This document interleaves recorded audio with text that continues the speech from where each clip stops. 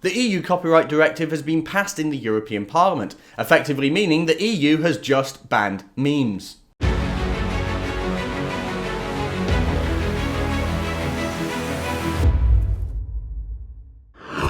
The EU copyright directive was passed by the EU this week, including the controversial Article 13 that I'm sure you've heard a lot about over the last year. Now, this is a section of the law that contains extensive and restrictive protections that will make it practically impossible for you to share snapshots of copyrighted material online, whether that's videos or images.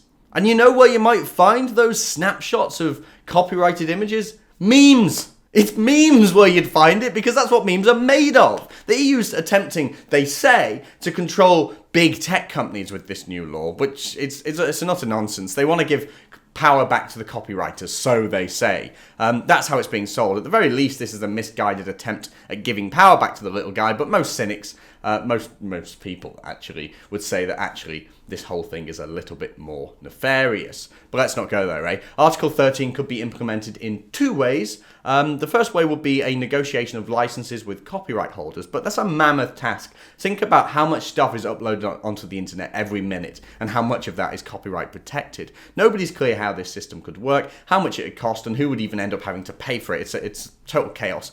The second option would be implementing content filters through algorithms that would stop copyrighted materials being uploaded onto different websites in the first place. Now, funnily enough, those EU compliant memes you've probably been seeing? Well, what's kind of funny and sad about this whole situation is those things are basically accurate.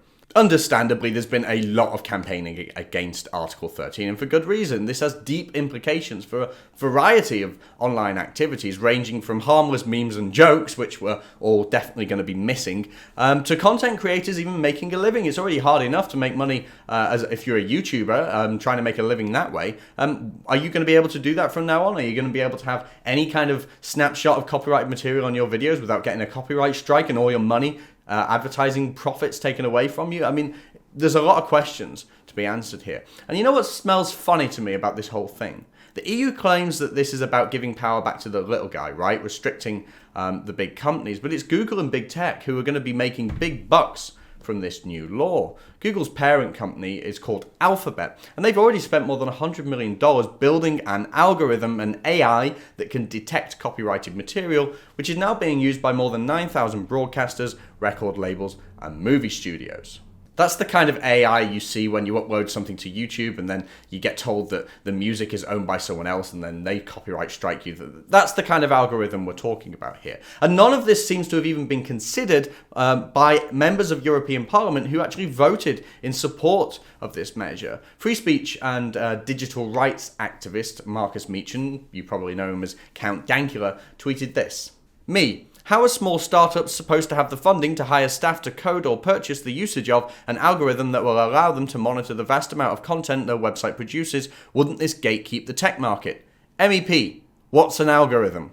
He explained this was a real conversation he had with an MEP in the European Parliament, and you know what? I believe him. MEPs, or at least the ones who voted in favour of this, seem to have no idea how the internet even works, meaning that Article 13 was voted on by people who don't even understand the implications it's going to have. Not just the implications on the digital public square, but implications on businesses who are going to have to pay money to ensure that people uploading content to their own web platforms aren't uploading copyrighted materials, because they don't want to be slapped with massive fines. The EU is overreaching in its power with this one. Is it any wonder that the UK voted to leave a couple of years ago?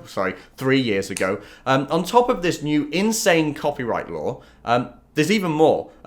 So as well as forcing millions of internet users in the EU to start using VPNs and pretend they're Americans, the EU is now looking to track you everywhere you drive. No, I'm not joking. A new law means that cars will soon be fitted with trackers that detect where you are and then use a speed limiter to ensure that you cannot go over the speed limit in the area where you are. So effectively, the EU is going to know where every one of its citizens is at any given time. The EU is scarier than ever, and I hope to God that these new measures, these legal measures, are going to be reversed by a newly sovereign UK Parliament. But with the state of Brexit right now, it looks like we're going to be headed into EU elections pretty soon, and all this new legislation that's coming through is going to end up affecting the UK. So that's pretty terrifying. So I'm not exaggerating when I say that the EU is essentially becoming a communist dictatorship. I'm really not trying to exaggerate there, because our MEPs are facilitating it with their stupidity and their ignorance. If you like that and want to see more, be sure to like and subscribe and hit the little bell button in the corner to make sure you never miss another Rebel video ever again.